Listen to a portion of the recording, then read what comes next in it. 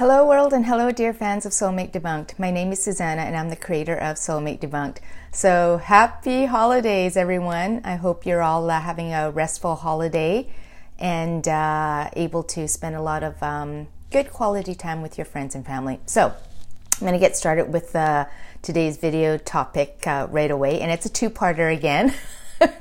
Because it's really funny because it all of a sudden came to my mind and then I had lots to talk about it. So the topic is destiny, and why this came up is it seemed to be a reoccurring theme or word that came up a lot for me in the past month.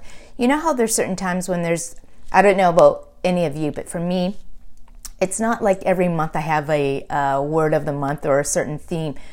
But for some reason, the word destiny kept coming up, and I'll do a little background and explain to you why this word is actually really important and relevant to me right now, and how there's a lot of universal forces that I feel that are happening, and it's all kind of coming together now. So I think it's about 20 years ago, there's a movie that I watched, and it turned out to be my favorite movie of all time. And the movie is called Only You, and it stars Marisa, Tomei, and Robert Downey Jr. So this is Robert Downey Jr. way before Iron Man, way before, his whole fame as Tony Stark and Iron Man. But I've always actually admired and liked him as an actor, and I loved Marisa Tomei. And the movie was set in Italy, and I love that it was really, really romantic type of movie. But the underlying theme with that whole romantic movie was destiny. It was all about fate coming and, bringing two people together. So, and I didn't know it at the time, and of course we're coming full circle now. So this was 20 plus years ago that I was just fascinated by any movies or storyline that dealt with destiny. And then fast forward that to, 10, 15 years. And then so about maybe even close to 10 years now, there is a movie called The Adjustment Bureau. And that turned out to be my second favorite movie. And that stars Matt Damon and Emily Blunt, two actors I absolutely love.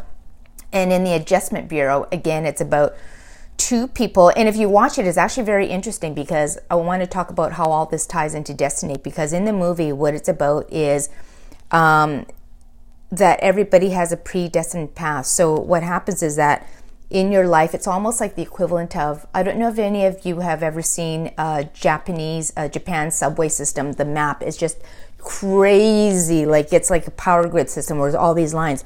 But at certain points, there's all these crossovers with the stations, right? That's where they all join together. So in the Adjustment Bureau, what they show and how kind of your soul alignment with people that you're supposed to meet in your lifetime, what happens is that you go through life, you follow this certain path, but then there are certain signposts, there are certain markers that are equal or meant to represent pivotal moments in your life, of whether if you meet that person, you're supposed to be where you're supposed to be at, or it's a job or career, whatever it is, but they're meant to represent pivotal moments in your life.